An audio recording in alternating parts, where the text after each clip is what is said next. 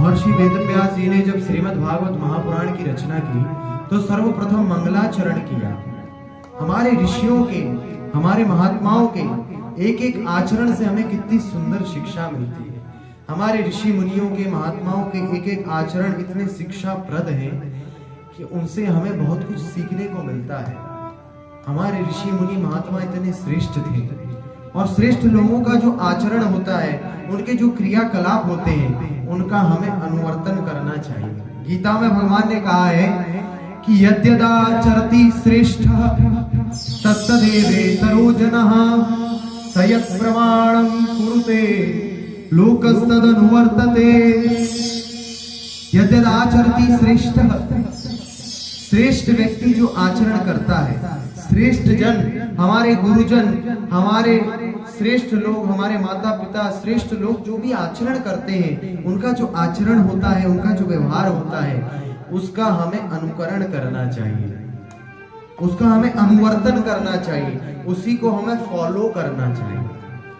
जैसा आचरण उन्होंने किया है वैसा ही आचरण हमारा भी है।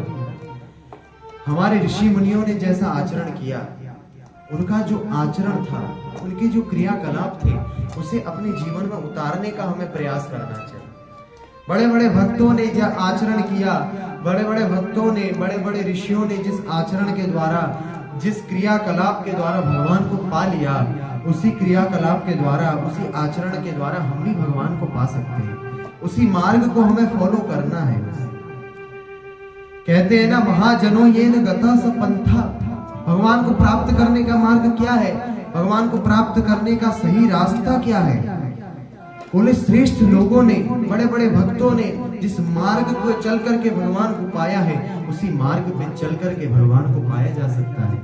मीराबाई ने जैसे गोविंद को रिझाया, जैसे गिरधर को रिझाया, वैसे ही हम भी भगवान को रिझा सकते हैं। इसीलिए भक्तों का चरित्र भी सुना जाता है। भक्तमाल की कथा में हम भगवान के भक्तों का चरित्र सुनते हैं। भक्तमाल की कथा में भगवान के भक्तों की कथाएं सुनते हैं। कारण क्या है? बोले उन भक्तों के चरित्र को सुनकर के हमें शिक्षा मिलती है कि उन भक्तों ने इसी संसार की परिस्थिति में रह करके, इसी संसार की खटपट में रह करके उन्होंने भगवान को प्राप्त किया। ऐसे ही हम भी संसार की इन विषम परिस्थितियों में रह करके भगवान को पा सकते हैं। भगवान को पाना असंभव नहीं है। उन्होंने हमसे भी बुरी परिस्थिति में रह करके भगवान को पाया है। बड़े बड़े भक्तों ने संसार के काम, क्रोध, लोभ, मोह इत्यादि के बीच में ही रह करके भगवान को पा लिया। गृहस्थी के जंजाल में रह करके ही बड़े बड़े भक्तों ने गोविंद के दर्शन पाए, गोविंद का साक्षात्कार किया, गोविंद को पा लिया। तो हम क्यों नहीं पा सकते? उनके चरित्र को सुन करके हमें यही शिक्षा मिलती है कि हम भी भगवान को पा सकते हैं। यह असंभव नहीं है।